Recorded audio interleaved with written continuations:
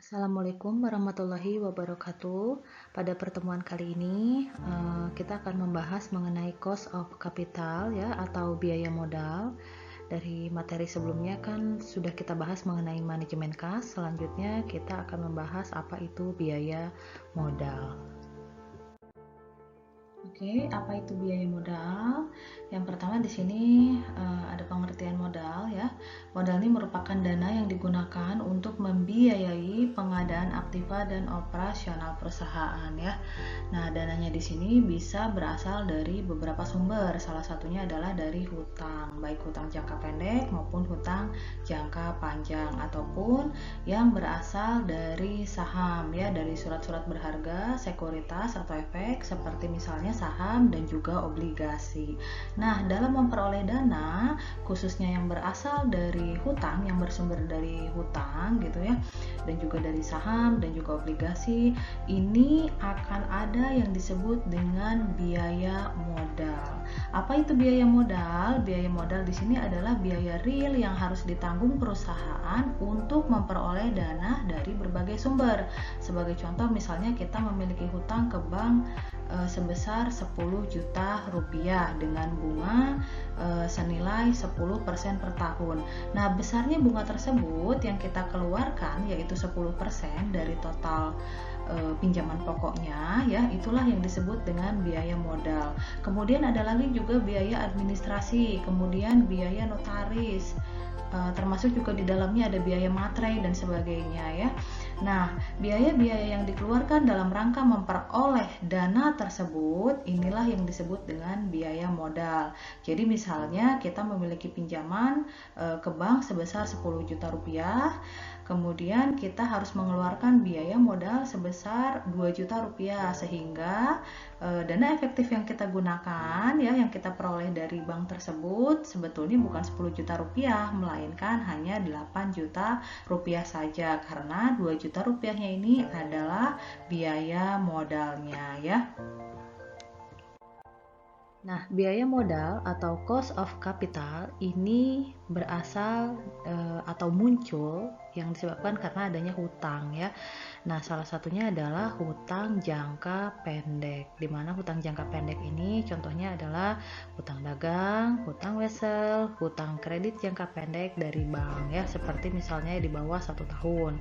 Nah, kemudian biaya modal juga muncul karena adanya modal yang berasal dari hutang jangka panjang seperti obligasi ya. Selanjutnya, biaya modal itu sendiri juga muncul karena atau berasal dari saham preferen atau saham istimewa.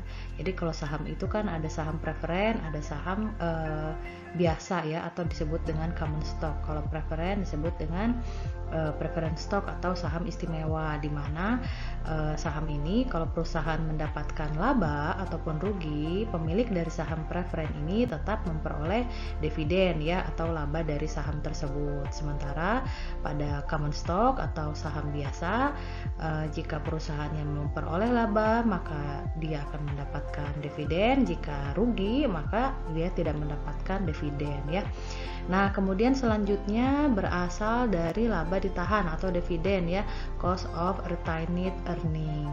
Dan yang terakhir ini berasal dari saham biasa yang tadi sudah saya jelaskan sebelumnya, yaitu common stock ya, artinya saham yang apabila perusahaan tersebut memperoleh laba maka dia akan mendapatkan dividennya atau labanya.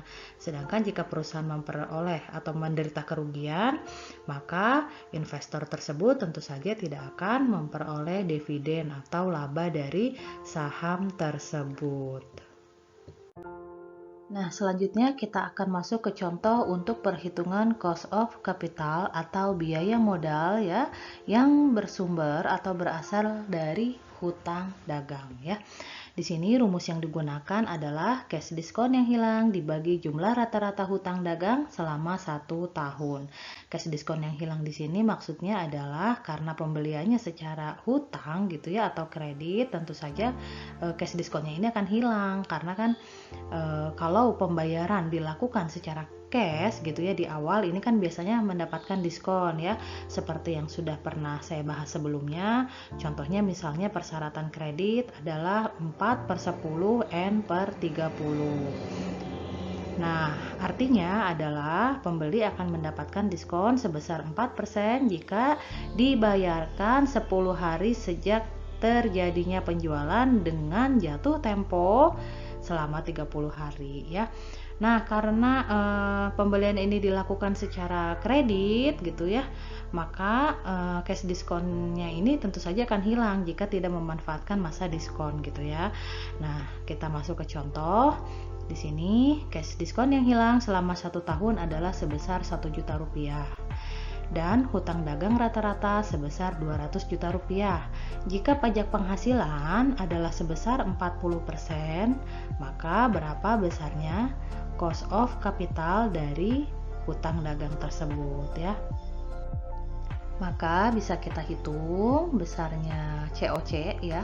Kita singkat COC saja. Cost of capital atau biaya modal adalah 1 juta dibagi 200 juta dikali 1 dikurangi 0,4 berdasarkan rumus yang di atas tadi ya. Cash diskon yang hilang dibagi dengan jumlah rata-rata hutang dagang selama 1 tahun dikali dengan besarnya pajak. Ini 1 minus 0,4 adalah besarnya pajak ya, untuk memudahkan dalam menghitung pajaknya. Maka diperoleh nilai sebesar 0,005 dikali 0,6 sehingga nilai COC-nya adalah 0,3% ya. Jadi dalam memperoleh dana ya yang bersumber dari hutang dagang sebesar 200 juta rupiah, ini konsumen atau pembeli gitu ya mengeluarkan biaya modal sebesar 0,3%. Selanjutnya kita masuk ke contoh yang kedua ya, dalam menghitung cost of capital yang bersumber dari hutang wesel ya.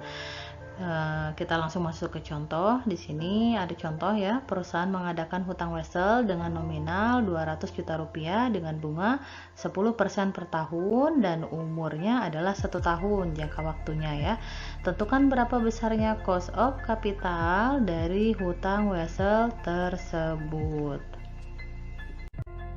Oke, kita hitung berapa besarnya cost of capital yang bersumber dari hutang wesel tersebut ya.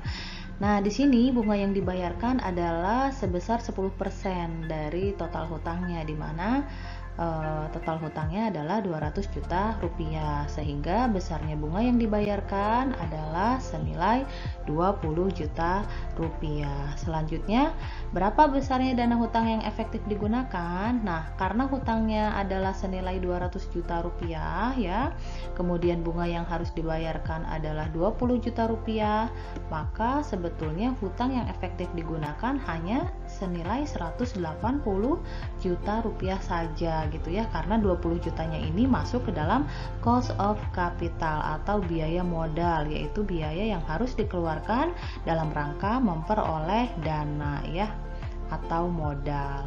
Selanjutnya kita hitung biaya dari hutang weselnya, yaitu bunga dibagi dana dari hutang yang efektif digunakan dikali 100%. Maka dapat kita hitung 20 juta rupiah dibagi 180 juta dikali 100% ya.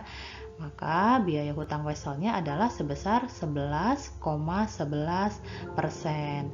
Nah, ini sebelum pajak ya. Nah, jika pajak penghasilan adalah sebesar 40%, maka biaya hutang weselnya adalah 11,11% dikali 1 dikurangi 0,4. Sekali lagi, 1 minus 0,04 ini untuk memudahkan saja dalam menghitung ya.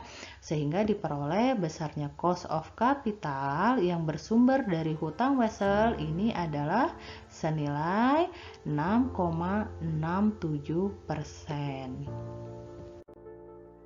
Selanjutnya yang ketiga, kita akan coba menghitung berapa besarnya cost of capital yang bersumber dari hutang jangka pendek ya atau dari kredit bank. Yang mana pada dasarnya ini secara prinsip perhitungannya sama gitu ya dengan biaya hutang wesel. Di mana di sini K adalah biaya atau hutang, di sini yang membedakan adalah notasinya saja ya. Nah, K ini adalah biaya atau hutang, Kemudian biayanya di sini adalah bunga, biaya administrasi, dan biaya lain-lain ya.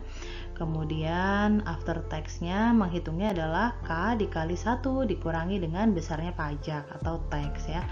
Nah, langsung kita masuk ke contoh. Di sini perusahaan menggunakan dana dari hutang jangka pendek sebesar 200 juta rupiah dengan bunga 3% per bulan selama 5 bulan.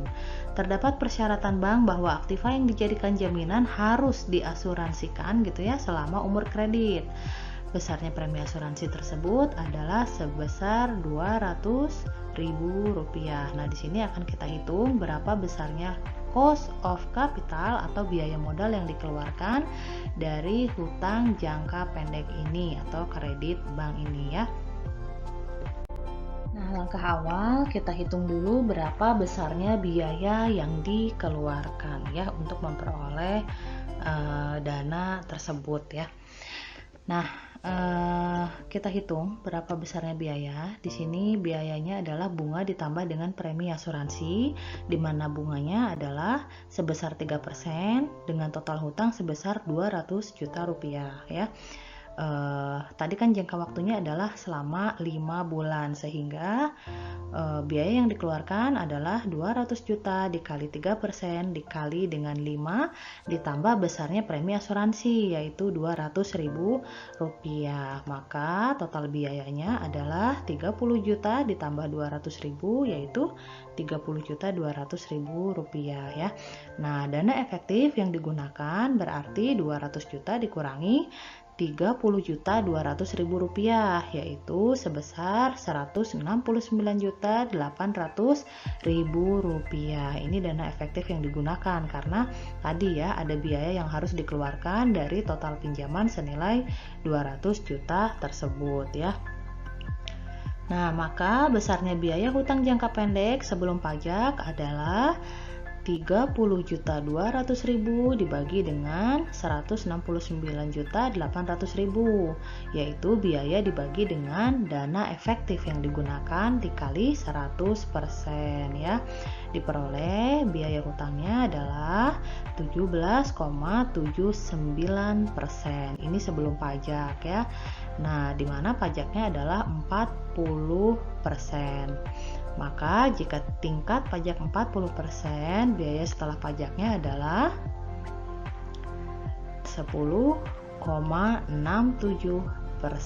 ya, yaitu diperoleh dari 17,79% dikali 1 dikurangi 0,40. Selanjutnya yang keempat, kita akan mencoba menghitung cost of capital atau biaya modal yang bersumber dari hutang jangka panjang ya atau obligasi.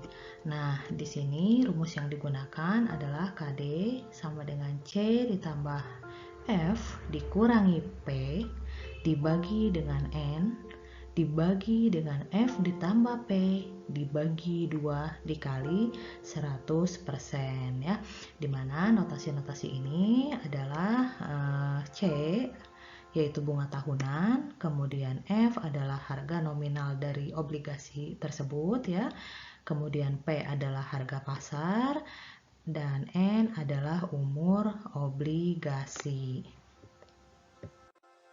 Langsung saja kita masuk ke contoh untuk perhitungan COC yang bersumber dari obligasi ini ya.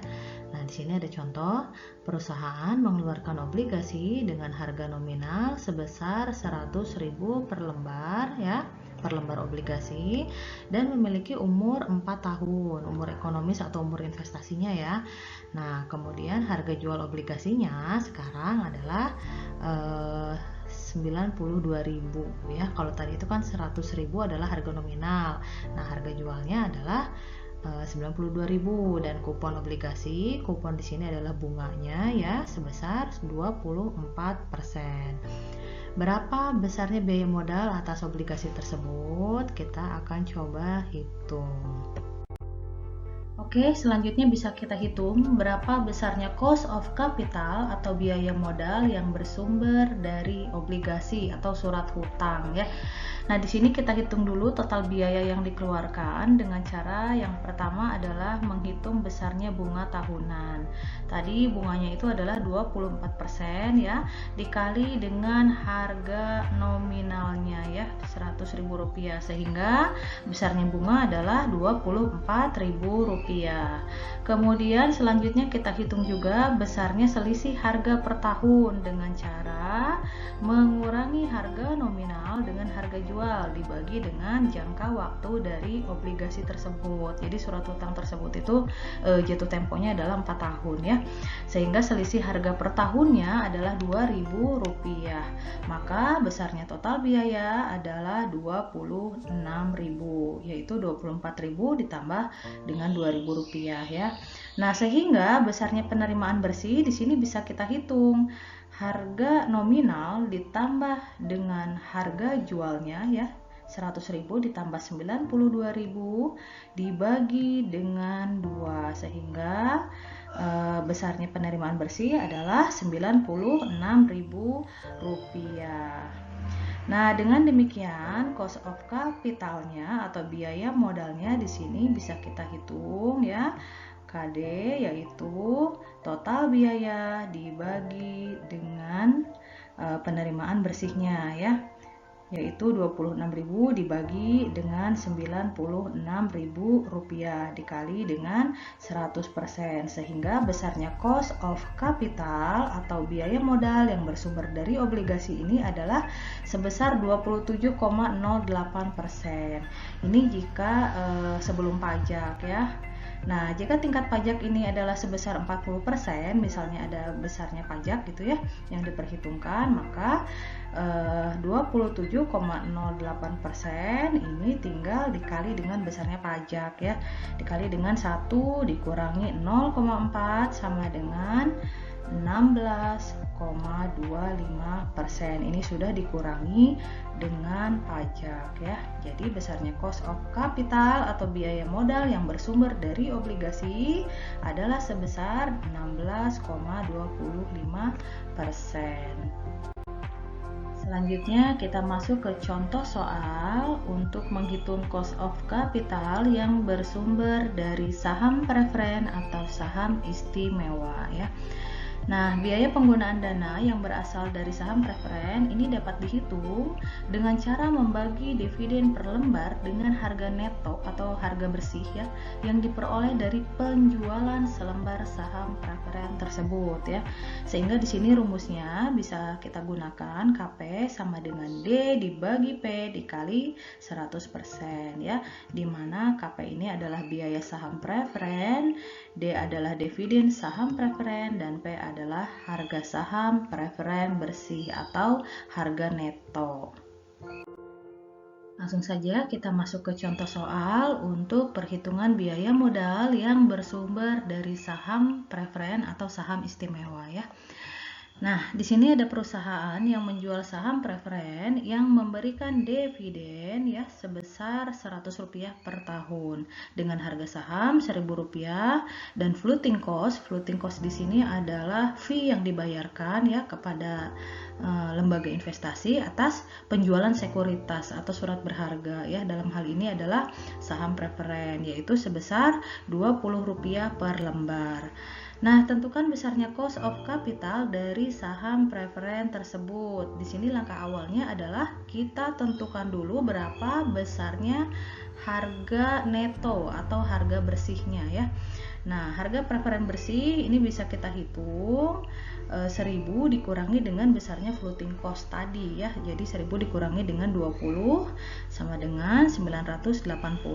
Kemudian setelah itu baru bisa kita hitung berapa besarnya biaya modal atau cost of capitalnya ya, yaitu 100 dibagi dengan 980 dikali dengan 100%, maka diperoleh besarnya biaya modal yang bersumber dari saham preferen adalah sebesar 10,20%. Oke, yang terakhir kita masuk ke contoh soal untuk perhitungan biaya modal yang bersumber dari saham biasa atau common stock ya. Nah, di sini rumus yang bisa kita gunakan adalah KC. C di sini adalah notasi dari common stock ya.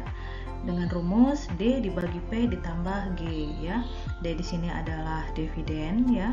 Kemudian P-nya adalah harga pasar dan G adalah pertumbuhan dari dividen tersebut ya, atau growth. Nah, di sini ada contoh soal ya.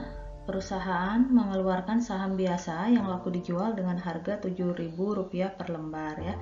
Dengan dividen rencananya akan dibayarkan sebesar Rp1.200 per lembar saham ya, dengan pertumbuhan atau growth-nya adalah 5%. Maka kita bisa hitung berapa besarnya biaya modal ya yang bersumber dari saham biasa ini.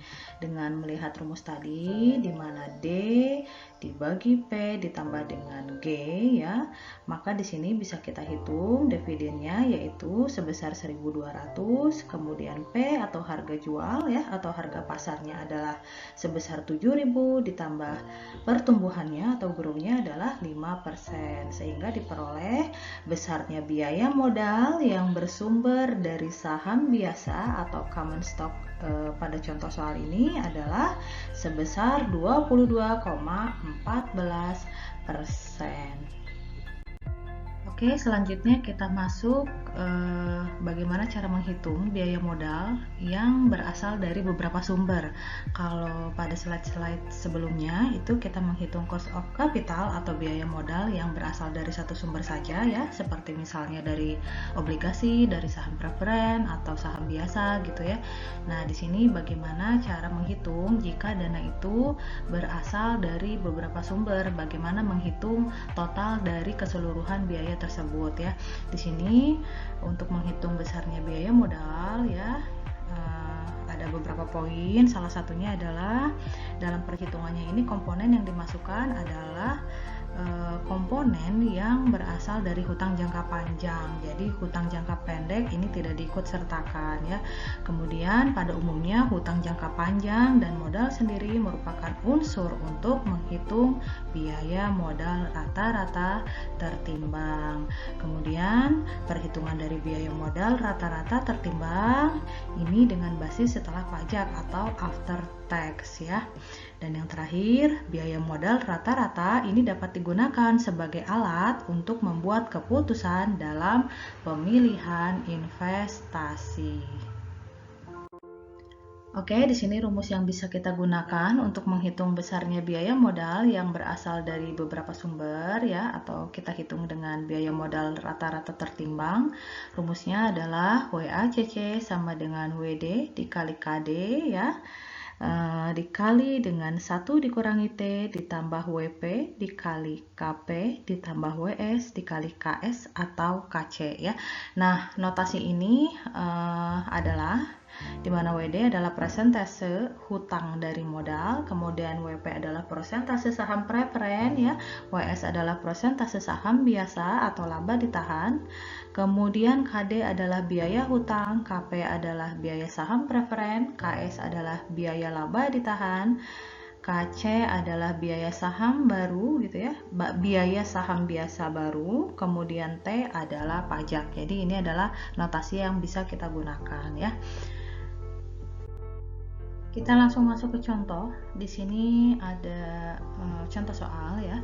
PT OK memiliki struktur modal perusahaan sebagai berikut ya. Jadi perusahaan tersebut memiliki aset yang bersumber dari yang berasal dari 3 sumber ya. Yang pertama adalah hutang jangka panjang yaitu 30 juta, saham preferen atau saham istimewa sebesar 10 juta dan modal sendiri ya yang bersumber dari laba ditahan gitu ya sebesar 60 juta rupiah. Maka dengan seluruh total aset ya, seluruh total dana yang dimiliki adalah 100 juta rupiah. Di sini ada biaya modal dari masing-masing sumber dana tersebut, di mana biaya dari hutang jangka panjangnya sebesar 12%, kemudian biaya modal yang berasal dari saham preferen sebesar 12,6% dan biaya dari laba ditahan sebesar 16,5%. Jadi di sini biaya modalnya sudah ditentukan ya dari masing-masing sumber dana tersebut. tersebut. Nah, di sini kita hanya tinggal menghitung berapa besarnya modal rata-rata tertimbangnya saja ya. Di sini caranya cukup mudah, kita buat tabel dulu seperti ini ya. Tadi struktur modalnya atau komponen modalnya terdiri dari hutang jangka panjang ya. Yang pertama ini adalah hutang jangka panjang.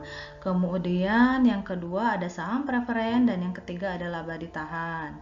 Dengan masing-masing jumlah modal ya dari hutang itu sebesar 30 juta rupiah ya dari hutang jangka panjangnya.